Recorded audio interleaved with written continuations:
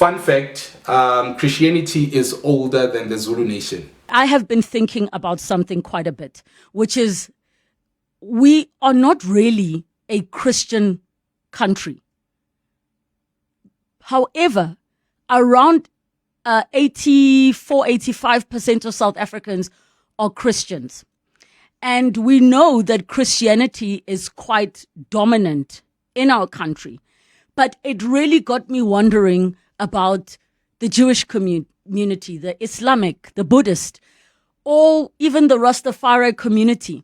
Are there no valid days that we could warrant for those public holidays or for those days to become public holidays? Now, for many people, South Africa having as many public holidays as it does is a massive problem, where many will say, guys, it kills business, it kills productivity.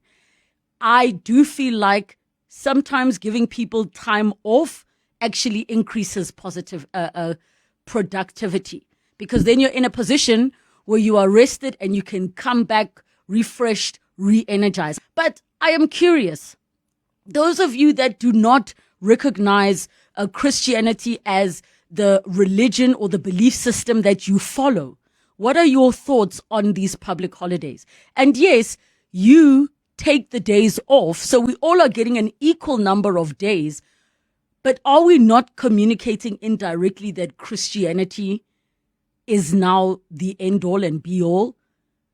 And I really wonder from all of you, have you lived in a country which, for example, is predominantly Islamic?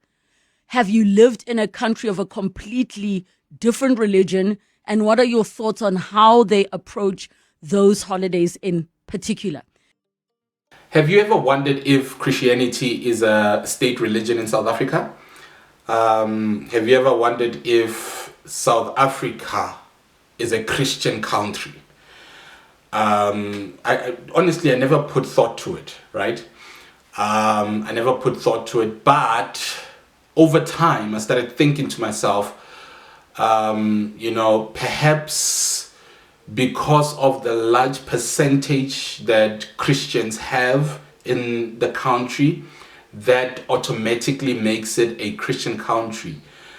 But after listening to Relebogile Mabotja on 702, I realized, I made a bit of research and I realized I didn't even get far. I realized that Christianity is not a state religion in South Africa. It's not. That's why South Africa is so open to other religions coming into the country, and it makes it more dangerous, makes it more dangerous. But regardless, I started asking myself, what qualifies a religion to become a state religion?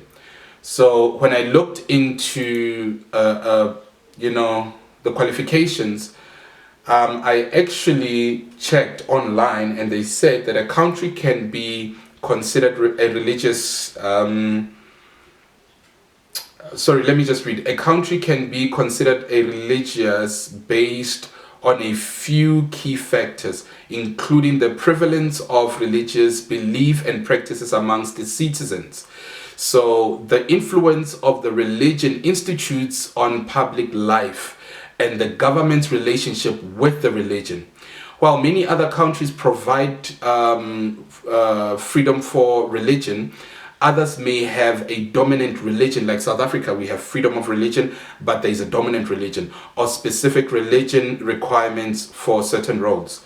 So that means that percentage, we might have 100% people in South Africa practicing Christianity, but it doesn't make it a state religion. So it has to be made state religion publicly so, A country's religious character can be determined by the percentage of its population that identifies as religious, their level of religious engagement, and the importance of religious beliefs. So that means that now, if we say that we are a Christian country, Christian principles needs to be practiced. That's basically what they say, right? and it influences institutions, it influences government, social life, and cultural life. But in South Africa, Christianity doesn't influence anything. It only influences those that take part in it, right? So while South Africa is not an officially a Christian state, Christianity is a dominant religion with approximately 80%, precisely 82 to 85% of the population identifying as Christians. The country's constitution guarantees freedom of religion, but it's not really Christian. So, dominant religion, Christianity is the most practiced religion in South Africa, with a significant majority of the population identifying as Christian. Freedom of religion, South Africa's constitution protects the right of freedom of religion and beliefs, ensuring religious diversity. Diverse Christian denominations. South Africa's Christian population includes various denominations, including mainstream Protestants, Pentecostals, African initiated churches, and Catholic churches. So there is also the word that I always speak about, syncretism. There's a significant syncretism, blending of beliefs between Christianity and traditional African religion in South Africa. Other religions, while Christianity is a dominant, other religions including Hinduism, Islam, and indigenous beliefs like Busangoma and all that also have presence in the country, right? So I saw another document. I couldn't find it for the life of me. I don't know why I didn't download it. So they broke it down. They said Christianity is about 85%, and indigenous belief is about 3 to 5%, and there are Hinduism and Islam is growing. Hinduism is not really growing, but yeah. So what was weird for me is that indigenous beliefs is really 5 to like maybe 2 to 5 or 6%. That was weird for me, but anyway. What I wanted to I researched this because of what Relebogile said, and I wanted to see really if South Africa is a Christian state. What got to me as well, she was talking about holidays. Check out the video. I'll just put it in. If I placed it in, that means when I made this video, I had not placed it in. So when I listened to her when she was talking about holidays, and I thought to myself, if you went to Arab countries, if you went to Muslim believing countries or Islam practicing countries, are they going to think about you? Are they going to think about the fact that you're Christian, or the fact that you worship ancestors, or practice indigenous beliefs? Are they going to think about you? Because if you go to some other countries, Arab countries, Muslim, whatever, they will kill you. They will literally kill you, because of what you are doing. They don't believe in it. And bear in mind, in some other Muslim countries or Arab countries, there are Christians, right? But they practice Christianity in hiding, because of the belief in the country, right? And they will kill you. They do kill you if you find that you are Christian. So or they imprison you, one of the two. So I'm just saying that in passing, that they won't give you a second thought. So we need to be careful about being too open to other religions. We need to be careful. It doesn't matter. If we can say that Christianity is dominant and Christianity has holidays, and we need to be able to implement holidays for other religions as well. First of all, we don't need more holidays. We're tired of holidays. If we do that, then we are saying these Muslim people can come and have their way in our country, for instance.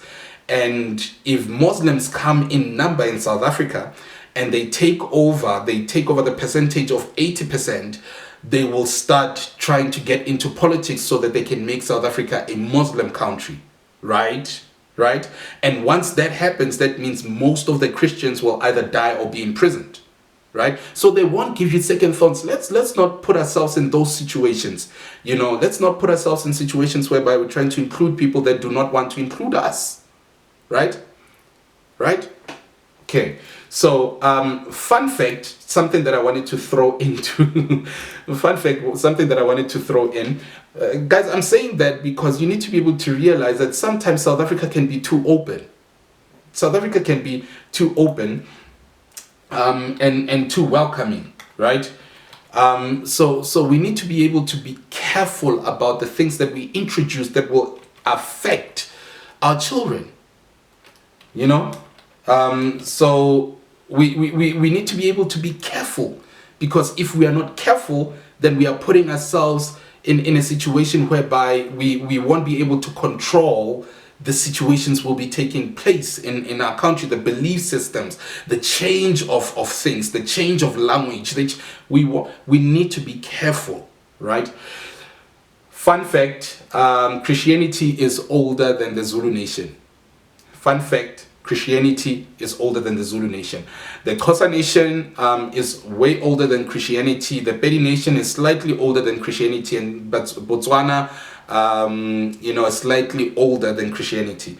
But the Pedis, though, when they talk about when they settled in Limpopo, it's after Christianity when they were really recognized as the Pedi people. But Christianity is older than the Zulu nation. I found that very interesting, that the Zulu kingdom was established under the leadership of King Shaka in 1816, right? And Christianity entered South Africa in 1652. But we can even stretch it a bit further, but people are really looking at Jan van Riebeeck and so forth. But we can actually stretch it a bit further than that, right? But document-wise, 1652. So Christianity is older than the Zulu nation. So why am I saying this? We need to be able to come to a point whereby we have discussions about belief, not about people say facts as if Christianity is not factual. Because if you stretch into history, Christianity is factual, But anyhow, we need to be able to come into discussing belief, because now African spirituality, whether they like it or not, is a belief of different things, different practices and rituals and so forth. So Christianity is older than the Zulu nations. Please like the video, comment down below, share the video. Let's make sure that our podcast grows. Thank you so much. Join us next time.